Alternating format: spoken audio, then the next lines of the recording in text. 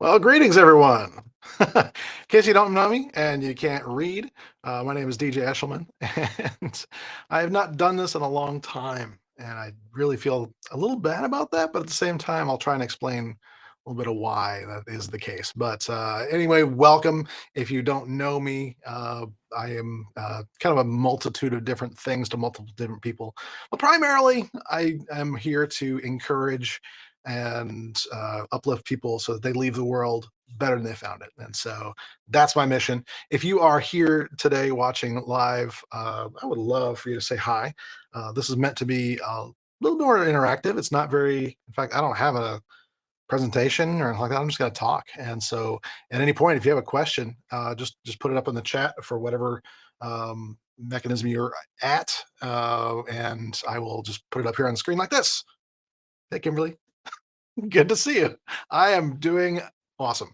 Um, so yeah, we can do that. It's a technology thing. So I got people on Facebook. I got people on YouTube. I got people on hopefully LinkedIn. I actually am not seeing that pop up on my screen here, but we'll just hope for the best. If not, I'll just post a recording or something cool like that. But the main thing here is that people be able to interact and ask me questions. So let's talk about a sabbatical.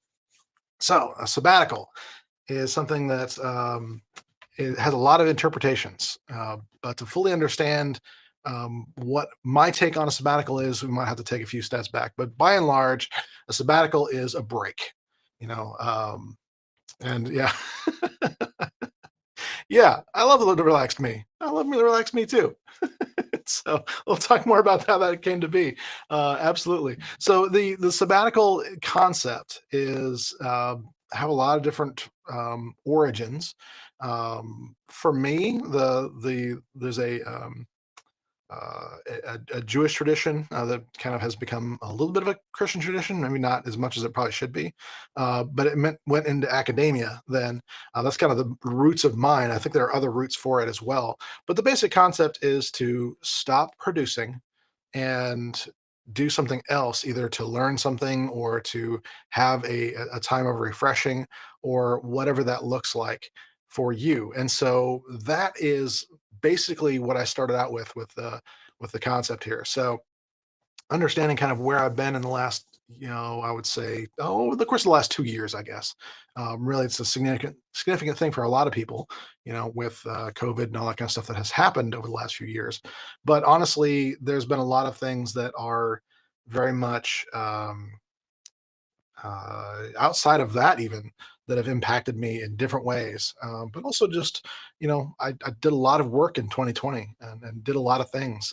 And didn't realize that I was burning myself out, and I totally was.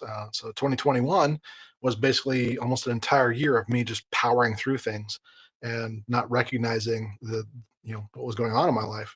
And then 2022, really, I took a pause from a lot of the more public-facing things and said, "Okay, I need to do." Okay, this is classic.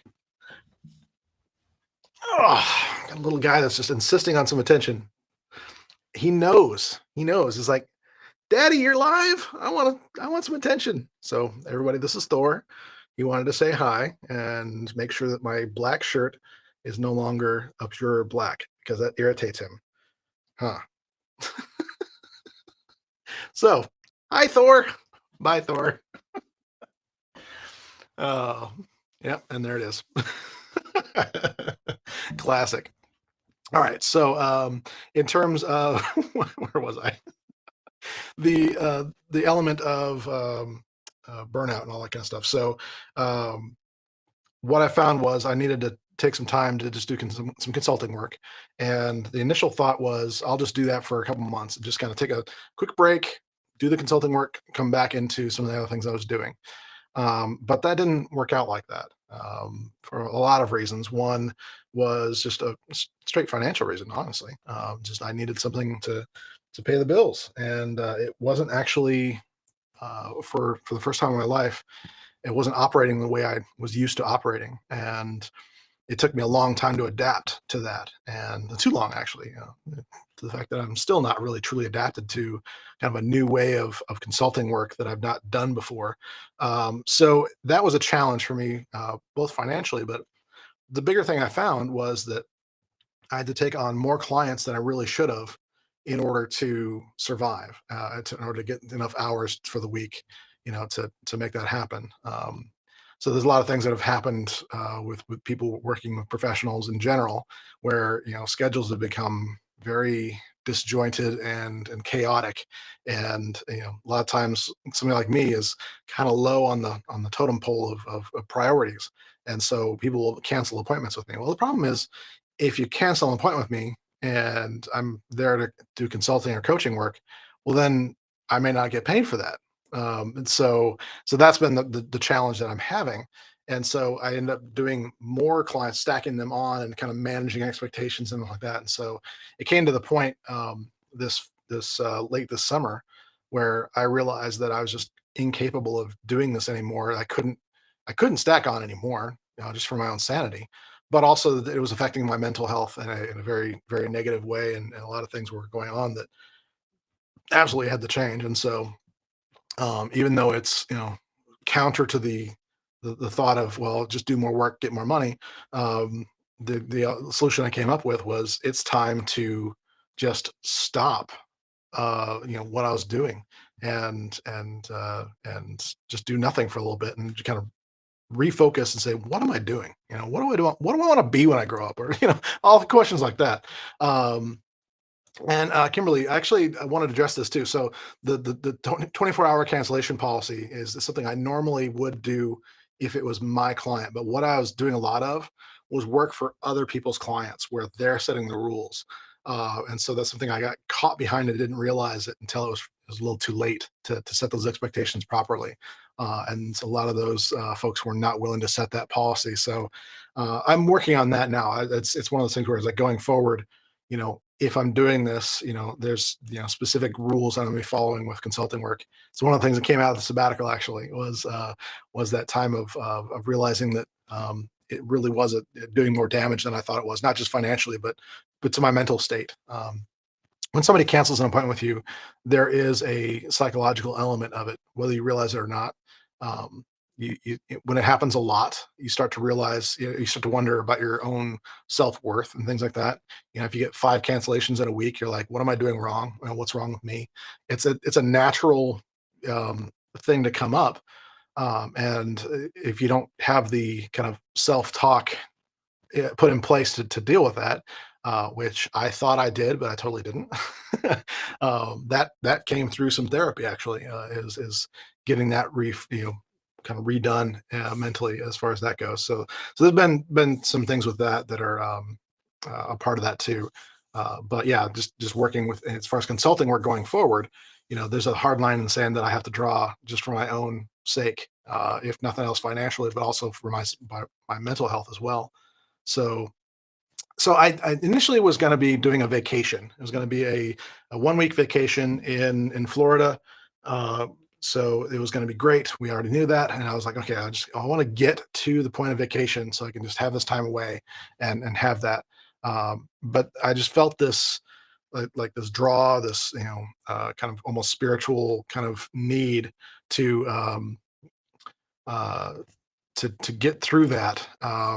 Uh, that process of of rest, but also to get refreshing with purpose as well. So I gave myself permission to have a month where the focus was really on not having expectations of me.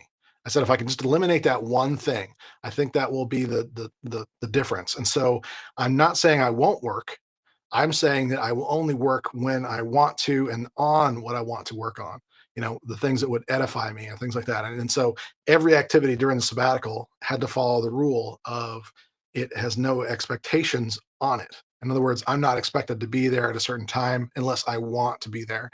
So I did schedule things that were happening during the sabbatical, but they really weren't things where I was it wasn't an external expectation. It was more of an internal expectation.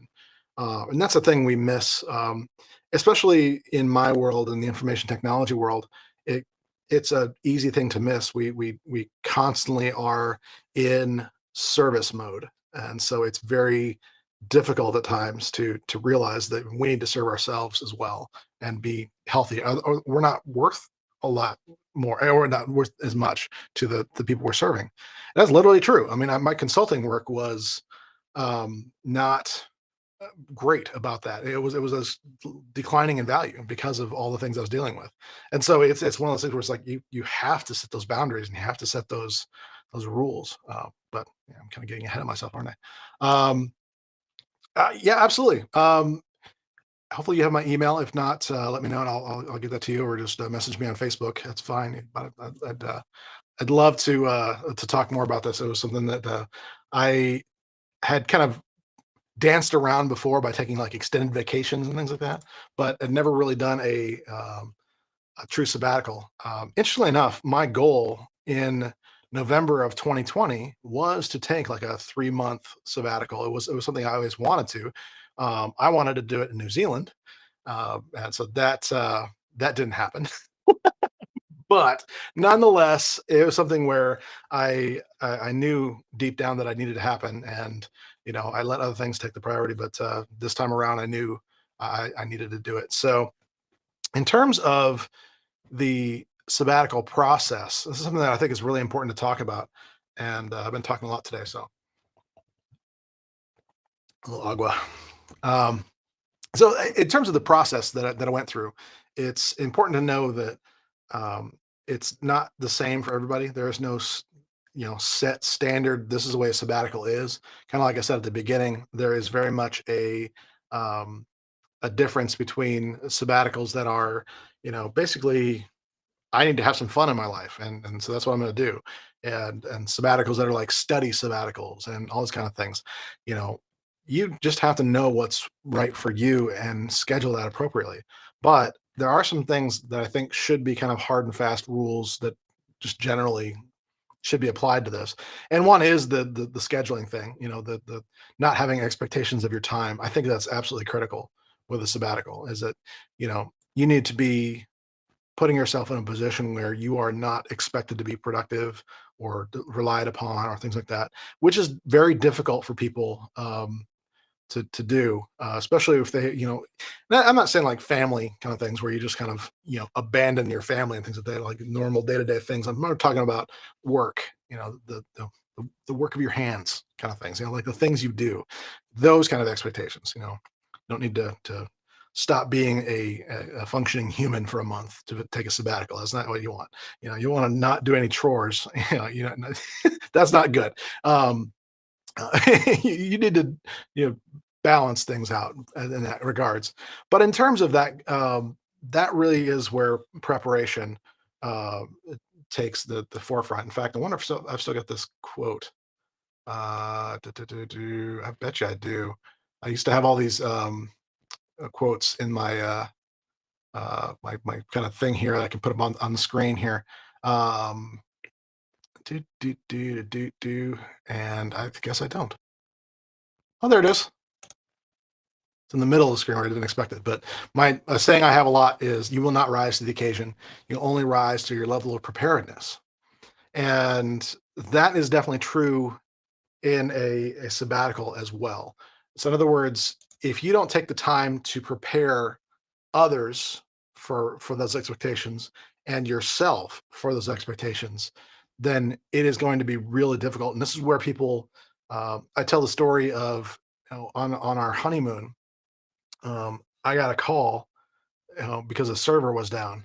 This was years ago, obviously, but I was like, "Well, I'm on my honeymoon, man. Why is this my problem?" It's because I hadn't prepared others for taking on the things that I was going to be, that I would normally be doing while I was on that sabbatical. And so it's not like just, dropping the mic and leaving is appropriate. You've got to take some time. And so for me, I took about a month, about 45 days total to fully prepare people for me being gone.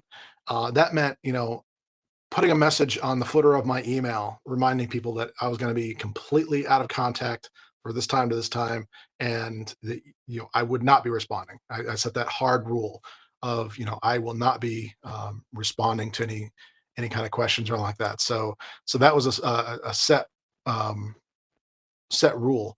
Um, but honestly, I think the other thing was sending like your away messages for your office and if you have Outlook or whatever email client, and saying, hey, I'm on a sabbatical right now. If you have a question, I can get to it later, or if it's important, directing it to the people that would be responsible for that.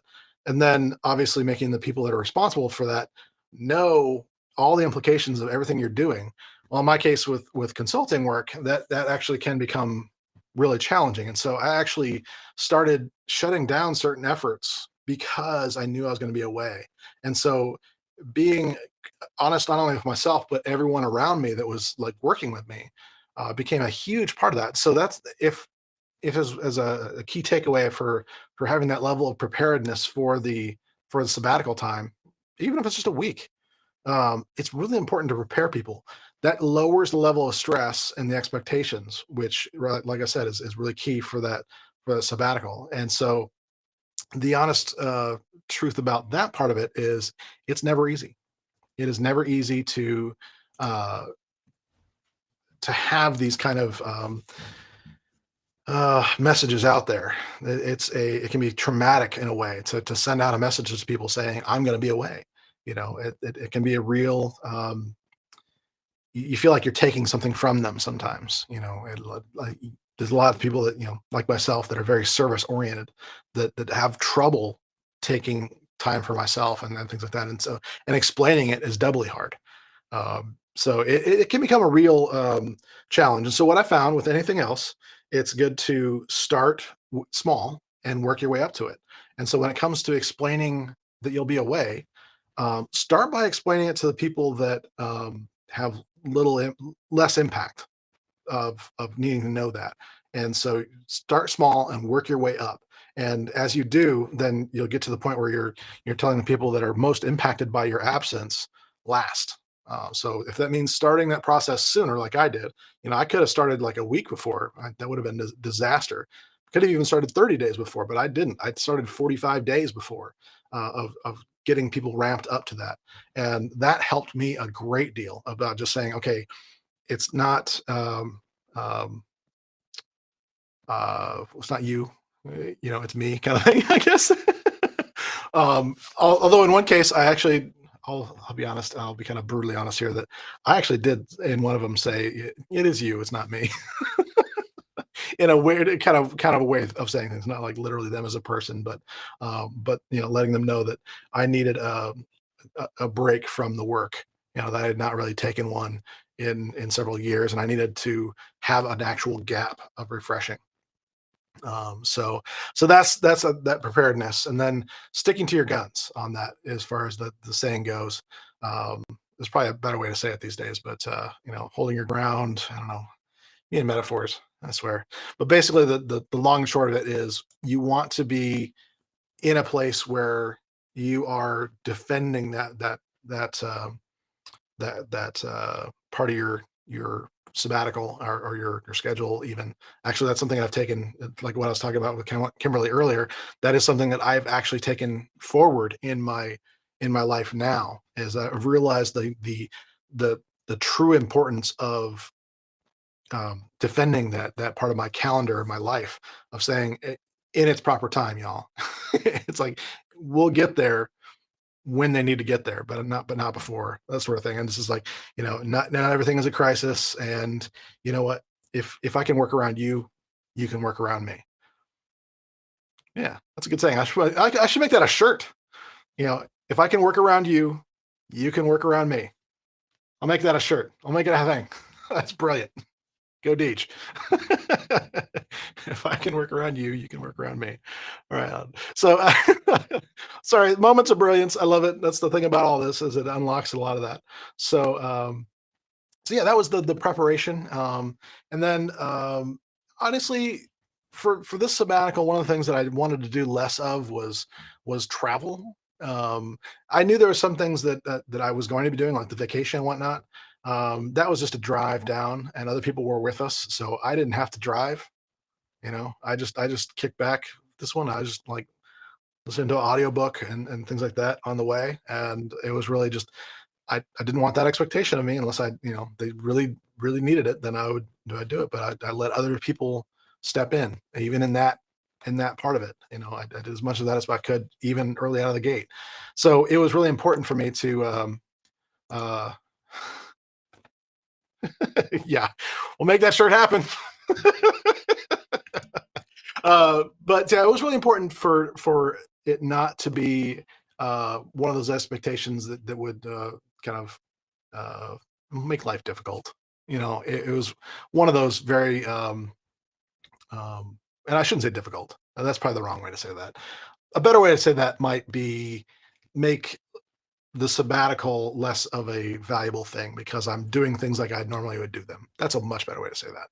So that was part of that general attitude that I had of saying, things like that. Now, there's an interesting story that happened at the end of my sabbatical. I actually was invited to a small little conference, and so that was not only a lot of fun, but it required boarding a flight and going to Orlando. The problem was Mr. Pro Traveler, yeah, I totally missed my flight. I was not there at the airport early enough. I forgot that I didn't have my status anymore with the security, the TSA pre, and all that kind of stuff. That's all gone. I've not been flying for years, like I used to. So I used to be like boarding Sunday, coming back on Thursday night. That was my life for a good decade, but not anymore. I haven't been doing that as much. Not flying for work or speaking or anything like that lately. So anyway, uh, so I'm out of practice, not prepared for that. I was not prepared for that general thing, and had the general attitude of, well, it's sabbatical, so I'll get there when I get there. So that was entertaining to get there to the gate right as they just closed the door. Like literally, she was walking back, having closed the door. But instead of like berating her or like that, or like demanding to get in there, I was like, let's get on the next one. And it was like 5 hours later. I was like, oh, no problem. Let's sit in the airport bar and work on something else, do something else. So I started, working on my book actually. So that was fine. It's one of those things where it's like that change in perspective of, nothing. It's things aren't as much of a crisis as we often think they are. Is something that really came home to me during this sabbatical was very much that sort of thing. Is that look, not everything's a crisis.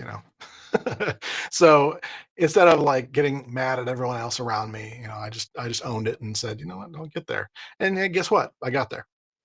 And I wasn't supposed to be up on stage. I didn't need to be there for anything. I just was there to just soak it in and learn. So Terry, if you're seeing this, thanks, man. I appreciate the invite and making that happen. I was glad to be there. So it's honestly one of those things where uh, no, and I got a lot out of it, by the way. There was some things that I really got out of that small little conference that were very valuable for the sabbatical as well. So, but honestly, it's like that expectation being gone was a huge part of it. So, I'll put this up on the screen. If you have any questions about this process anywhere along the line, the whole idea here is for you to be able to feel free to ask your questions. There might be a gap of time between when you type something out and hit enter. It's usually about maybe 5 6 seconds between when you type it and I see it and respond to it. So just mind that gap as well. But yeah, or if you just want to say hi, just say hi. That's fine. Love it. So as far as the like, what did I do during the sabbatical, that sort of thing, or what kind of things did I end up doing? So like I said, it started with a week of vacation. So the first I would say 9 days were actually much more of a vacation than anything else. I really, um, in a way, when I got home from that, had to kind of force myself not to come up here to the office and do things. But to be honest with you, I had to really kind of hone in on that, but being okay with just being downstairs reading a book, or whatever. I got a lot of reading done during the sabbatical. I will say more reading than I've done in the rest of the entire year was done during the sabbatical. So I read 2 books. I'm kind of not joking. I'm not a. I'm more a writer than a reader.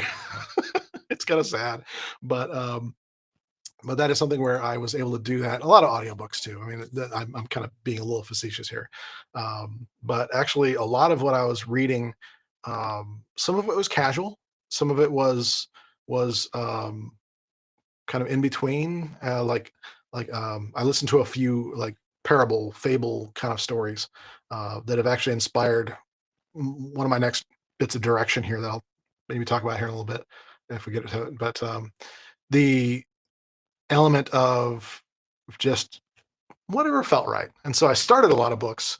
Didn't necessarily finish all the ones I started, but there was a lot of them that I started reading through. Some of which just seemed too heavy. There was a a book called "Decision Making and the Will of God," which is a great. It seems like a great book so far, but it is not an easy read. It's not like you can just sit there and just, oh yeah, yeah, yeah, and enjoy the read. He's just smacking you upside the head the whole time with theology and whatnot. I'm like, really want to. So so Dan Miller, if you're watching, I'm sorry I didn't get through it. I'm still working on it. But there are some other great ones that I read that were really informative and kind of inspirational to me. One of which was The Goal by Goldratt. It's actually a business fable, which totally changed the way manufacturing is done in the world just by telling a story, a fictional story. That was hugely influential on me of reading through that and feeling through it. I actually listened to the audio dramatization of the book, and it was fantastic for me because it was really just exactly what I needed, and it has unlocked this whole creative process that I'm still walking through of writing a new book that is a fictional story but meant to be a parable. And you can kind of see behind me here, I'm working through the hero's journey with this story and saying, okay, let's make this into a story where he has a challenge to overcome. There's some certain.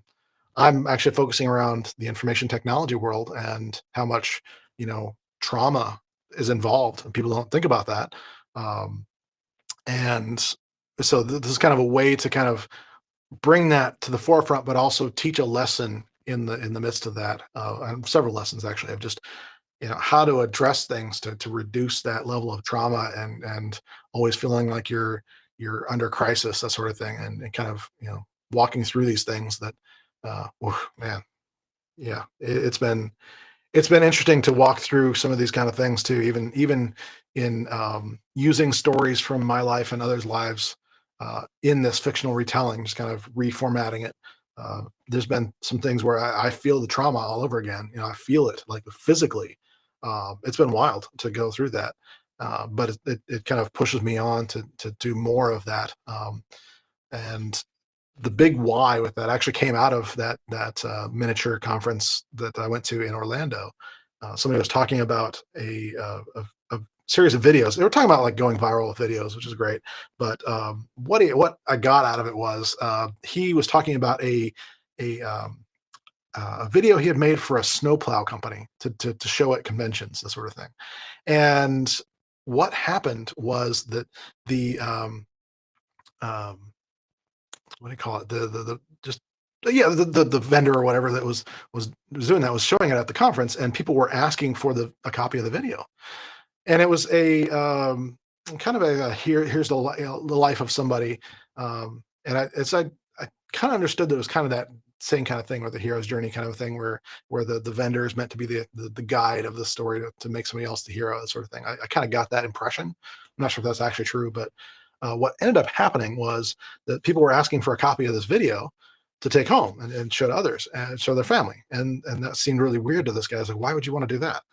This is like, well, why? And the message was, we can show our families what our life is like, why they're being asked to leave at 3 in the morning, and not be there in the mornings, and I'll do all this work and all those kind of hard things in the middle of winter. Um, we can show our families why and connect with that. And it dawned on me, I was like, this is a great reason to go forward with this book, is to not just make a book, but to be able to have it out there for people to take to their families, and so others people can see the struggle. So not only that can people get something out of it, but they can actually explain their life a little bit. So if I can step into the life of well, I'm stepping into the life of some people in information technology all the time. I've lived it myself. If I can bring that out so other people can see it as well, I think that'll be utterly fantastic to accomplish. And there's one or two other books that have done that in a way, but I wanted to put my unique spin on this and get some lessons in there as well. So it seems just so me.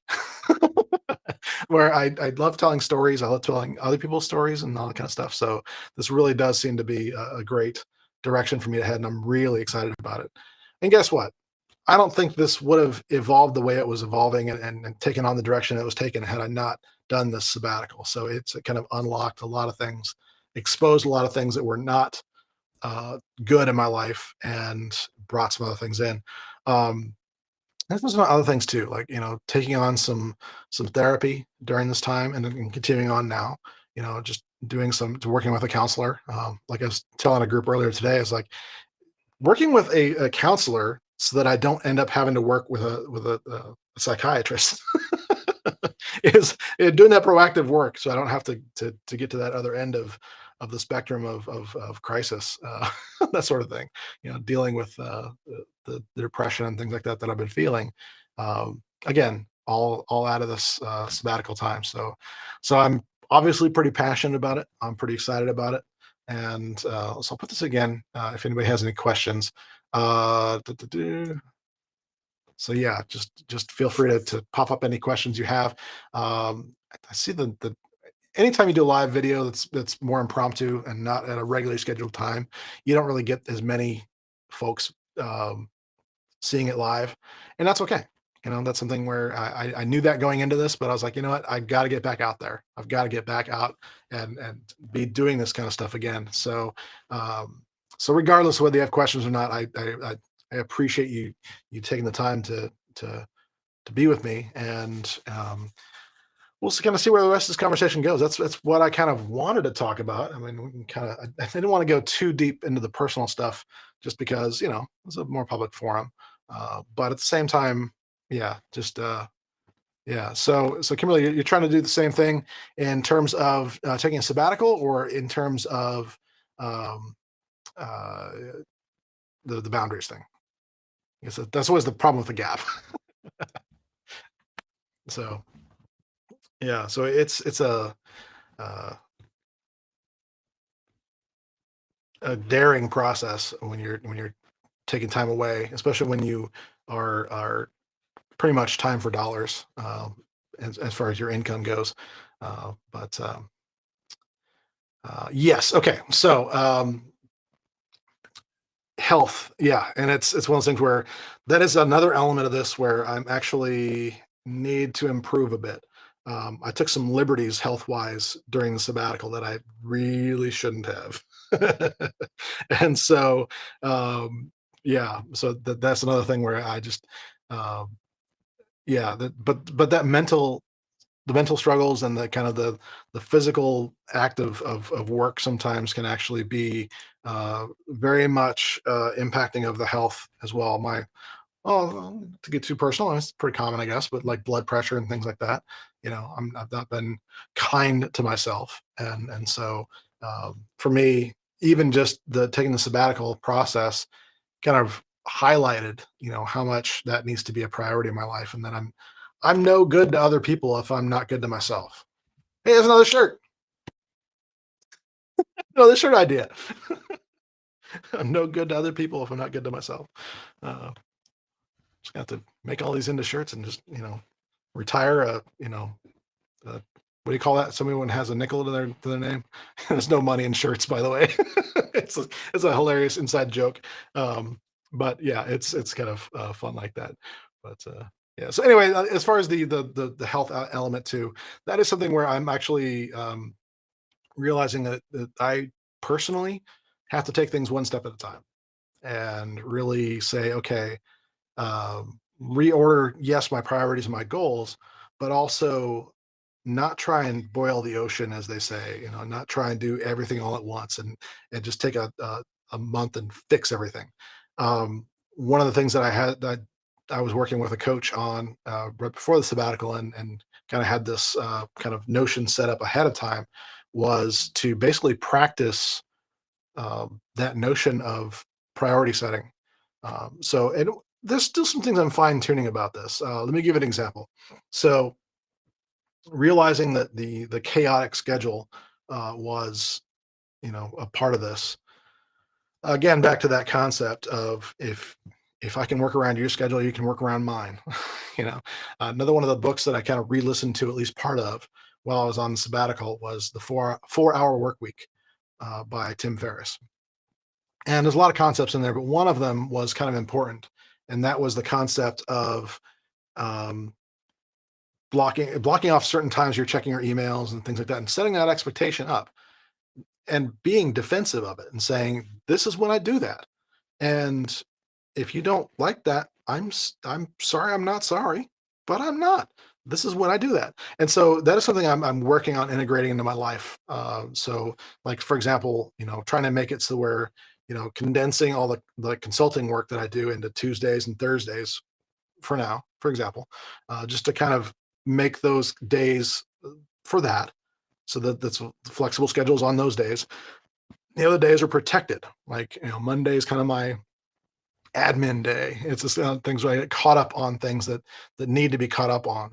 Financial things and all those kind of things that I'm doing on those kind of days. And then um,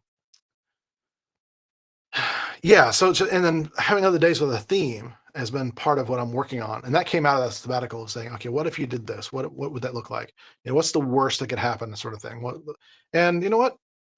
Turns out, people will work around your schedule just as much as you expecting them to work around you or you to work around theirs. So that's been a good thing. So that's part of that. Okay, so Kimberly says uh, got COVID right when I got COVID as well, in November of 2021. And so yeah, so there's some health things that came out of that, respiratory failure, heart failure. That's pretty extreme. So that's that's definitely um, uh, yeah, like surviving with those limitations and things like that.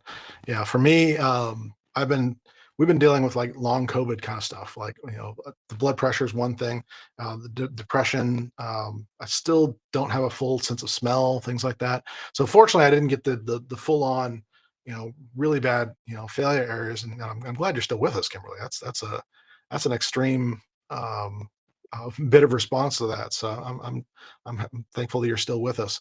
But yeah, just figuring out how to restructure your life to fit within limitations and your own sanity is a big thing. And so sometimes we have to just say, okay, what's the worst that can happen if we just took you know 2 weeks as a sabbatical? um, that's another concept that I didn't talk about that I actually am interested to see a challenge come out of that. And I think it was out of the 4 day work week actually is where this came in, but of constantly increasing. I'm sorry, no, it was this book right here, Overlap by Sean McCabe. He was talking about having those times of sabbatical every year, every so often, and making it longer every single time. So maybe you start out with a week in 1 year, 2 weeks the next year, and that sort of thing. So it's an interesting concept, and I kind of like it about having that goal of setting longer and longer sabbaticals every time, and so you just kind of get used to that, and other people around you get used to that. It's like, well, you know that sabbatical time is protected time, and getting used to that is pretty big. um and yeah, the altitude. Yeah, I well, yeah, I don't want to offend anyone from Colorado, but because I lived there for most of my life. I'll be back there next week actually. But wow, I am actually liking being at lower altitudes and I'm not freezing to death right now. And other things too that yeah, it's not great for a live stream, but there's some other reasons where I'm not really sad about my move out to Tennessee. But largely, yeah, you got to do what's right for you and your health. I knew somebody that moved from Denver to Phoenix, and it was very beneficial for their health. And that's the beauty about the world today is that what we've proven during COVID, the good thing that came out of this is we proved hands down that a lot of work can be done um, elsewhere. It doesn't have to be um, uh, you go to the office and that's the only place you can work. We've kind of proven that that's not always the case. Now, that being said, I'll also say that I've seen a lack of accountability, and that's actually one of the reasons I've had such a big challenge. Is me doing consulting work. Usually, I would show up at a place and it's like, I'm here for a week.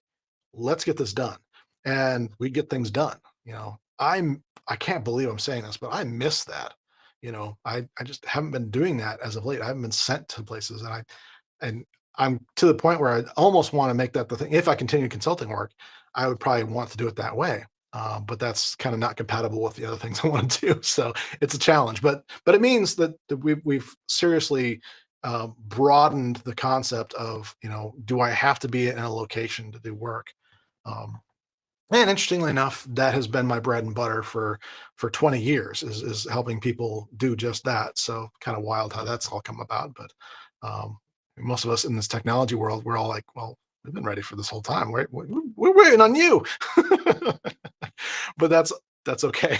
So, oh, and by the way, yes, I will be if I have some time. Um, I will try and do that. So there is a day that I'll be in Colorado Springs. So I'll try and make that happen. I can. We'll see. There's some other things going on that yeah, we'll see if I can work around. But I won't know until the moment. So we'll say it like that. Um, so yeah, I mean, as far as it goes, let me put this up again one more time. If you do have any other uh, questions about sabbatical or what that might mean for you, that sort of thing, feel free to pop it in there, and we'll get it taken care of. So yeah, so going forward, there's some things that I'm doing. I mentioned the book, but I'm also looking at kind of getting back into the swing of doing more live things, podcasts, things like that. But one of the things that's been coming up for me is like along the same lines of challenging my assumptions, and it's what if I could get help to do this, and what would that look like? You know, s- you know, recording an episode of something and sending it off to somebody else to produce. It's always been a challenge because of the money thing. Well, okay, well, what if there's a way around that? And so that's one of the things I'm working towards now. Is like how can one area of my life fund the passions over here? And so that's one of the things I'm really looking forward to building up. That's been a something that I kind of mapped out uh, uh, wherever I was, somewhere green on my sabbatical. I was mapping this out of saying, okay, how can I, you know, do one thing with my, use my talents here and monetize that, if you will, or whatever, and just kind of take advantage of what I have and the people that I'm already serving, and use that to basically fund the stuff that I really want to be passionate about and doing more of. Is that possible? And I was like, well, yeah, it's absolutely possible. It's plausible even. And so I'm that's what I'm kind of working towards. That's one of my goals for 2023 is to kind of quadruple down on the work with IT related stuff so that I can get towards those other passion areas as well. Um, and if it's done properly, what I think is that once some of the initial work is done, then it makes it easier to move on to the other areas more passively, I guess you could say. But also, uh, if I do things right, as far as like some of the courses and whatnot that I'm looking to create, getting other people to run those is very possible, very very possible. It's not like I have to be the only one doing this stuff, and so opening up to more of that, which has been successful in the past for me. It's just a matter of just financial um, responsibility for it. That's been the challenge. And so getting that part of it solved is going to be a big part of the focus. But mentally and kind of spiritually, I guess, one of the things that uh, came up during the sabbatical that I think is important is that I tend to and I'm going to get a little spiritual, religious on you, so bear with me if that's not something you relate to. But I'm going to do it anyway because it's me. This is not a democracy. This is my place. So, sorry, that probably came across wrong. That's okay. Um, the reality is that I tend to be a person that is constantly wondering if I'm doing the right thing, constantly worried about, okay, am I in the right place? Am I doing the things that God wants me to do? Am I doing the best service that I can do? That sort of thing. Part of that is healthy. Some of those questions are healthy, but when it comes to that, what it causes is that kind of analysis paralysis, where you're constantly not doing anything significant because you're always worried about whether it's the right thing to do. And it doesn't seem to matter how many times I've heard people say to me things like, just do the next right thing, or just do the thing, and just keep going. Just that burned me out. That attitude really just caused me to burn out instead of actually um, enjoy life. And so that element of things, I will say that is another thing that is like, okay, well, does it have to be the right thing for the rest of my life? Is that what I'm talking about here? And I realized that that's exactly what I was trying to do. I'm always trying to answer the question of what I'm going to be when I grow up, instead of just what I'm going to be when I grow up as a grown up. Honestly, there was a professor I had in college, um, that said, he was relating the story of getting his doctorate, and he's like, I graduated with a C average. You know what they call me? It's like, what? It's like, they call me doctor. Let that sink in. You don't have to have everything right to still get it right. In other words, for me, it's like I know I have a greater mission in life. I know I have a bigger thing I'm doing, but there's no reason why I can't take that mission and apply it to where I am now. And so that is exactly what I'm doing, is taking that kind of mindset and making it approachable for people. So, so for those of you that are tech oriented, it means that I'm going to be doing much less of teaching technology per se, but I might be doing a lot more of teaching how to live in that space, and how to be a more complete and less traumatized person in that space. That might be something you see. But it kind of all lends itself towards, once I have things rolling and other people taking it on, and being able to advocate for that and even teach that, then it means I can spend more time doing the things that I am also passionate about. So there's an entire book that's been written that I haven't published yet. I held off on because I didn't feel like I was ready to make that leap into that area yet. And so some of you probably don't even know what I'm talking about, but the reality is like, that can wait. It can wait. It can be a point where I don't have to worry about it making money. Another element I didn't talk about is, sometimes we get obsessed with the fact that we need to make money. Everything we do needs to make money, and it's generally true. We should be paid for our work, right? But as far as that being the only thing, you know, I was even telling people in 2019, even, that there's a verse in Ecclesiastes that I found, and it was in the NIV translation. It basically says, um, uh, "Ship your grain across the seas, invest in 7, even 8 ventures, for you do not know what tomorrow will bring." Well, and then in that case, tomorrow brought COVID. So it was very clear to me that there were some gaps in what I'm doing. Uh, but there's that notion of, oh, always just working your passions and that sort of thing. And I was like, oh, that's true. But there's an element of this where it's like, well, if I can do this other thing that is funding my passions, then I don't have to worry about what I'm charging for my passions. I can basically have a, let's call it a scholarship. I can actually do things like that where I can reach out and help people. I can, you know, be able to go speak at events without worrying about, you know, how much they're going to pay me, if they're going to pay me at all. I can do things like that because it's being funded by this other stuff. So it's like watching it all laid out in front of me, as if it was the first time. And it's still a struggle. I'm not gonna lie. I'm not gonna lie and say, oh yeah, I'm really excited about, doing this thing that I'm all, have experienced trauma for all my life and or my adult working life and continuing with it. Um, I can't say I'm super excited about it at times. There's times I want to run away and just never want to have anything to do with information technology anymore. That's the truth. It's just like that's what it is.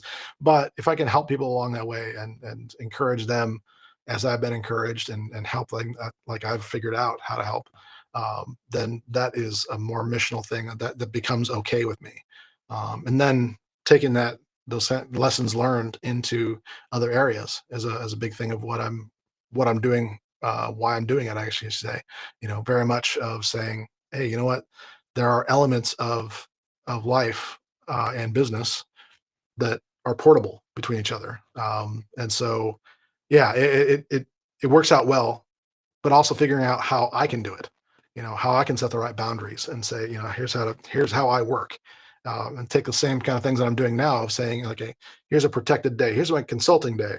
Maybe all of a sudden consulting day becomes coaching day, for example, or maybe there's a blend, that sort of thing. But you still have those kind of protected days so that, I don't do coaching on Wednesdays. Maybe I just do live videos on Wednesdays. It's Wednesday if you're watching the recording of this. But anyway, so maybe that's what ends up happening. We'll see what works with that. But once I find something that works for me, then I can kind of systematize that and put that towards anything that I'm doing. And so the lessons we learn now are very portable for the future. And it's not like we have to relearn lessons. We're not really starting from zero if we're doing something new. And so if you're out there and you want to do something new, you're not really starting from zero. Unless you refuse to take any of the lessons you've learned forward with you, then you are starting from zero. But you're not being required to start from zero. Let's put it that way. Yeah. So anyway, that's where I'm at. I got all sorts of preachy there. I guess this is what happens when you put DJ on a pedestal. He gets a little preachy. So one last call. I'm just going to say, actually check your questions for sure, but also if you're still with me watching live, let me know when you're tuning in from too. That's always entertaining. And we'll give this another 2 minutes or so, and then I'll probably just call it a time. And so any other questions you have about my sabbatical process and what I've learned, or what I'm doing in the future, feel free to do that. As I take a drink of water. And so, well, okay, that's a little obvious.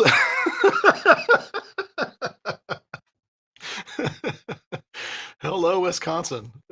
Good to see you guys. That's just classic right there. I love it. So anyway, great to be with y'all. And there's other opportunities. I'll have a more organized structure for this coming up soon. I think as soon as I figure out the overall cadence, my goal is to have a live kind of thing like this. It may not be an hour long. I think it might be shorter, but my goal is to do this more often, so that we can go from a kind of general audience kind of a thing and be able to just kind of gather up like this. So I'm not just talking to a very specific niche for everything I do. I want to kind of widen this back up again, and I really want to get back into like the podcast and things like that. I want those to come back again. I miss that, and so I'm really hoping to be well, not working more but more effective, like we were saying earlier. Just it's not that's not about working more. It's about being more effective by spending time in the right places. So yeah, thanks for being with me today, and we will catch you on the next one, whenever that is.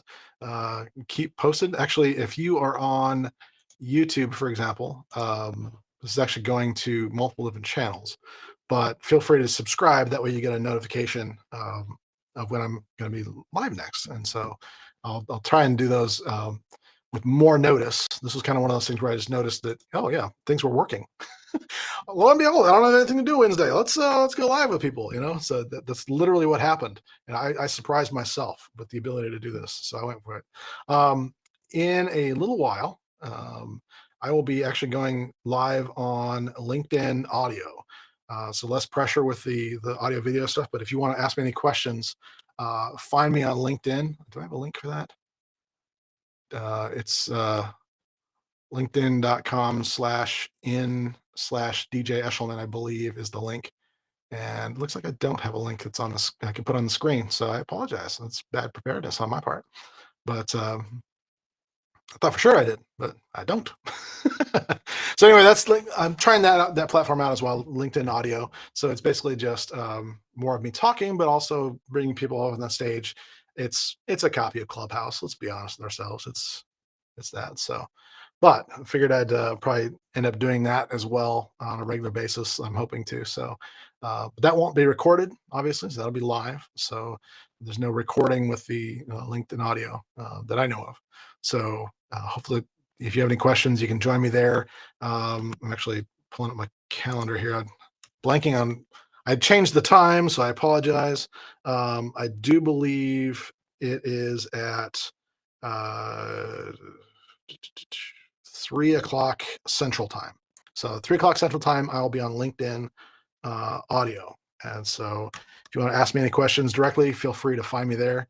And if not, we might talk about this again. If there's enough interest, we'll have this discussion again. So be blessed. Have a great day. And in whatever you're doing, try and leave the world just a little bit better than you found it. Love you guys.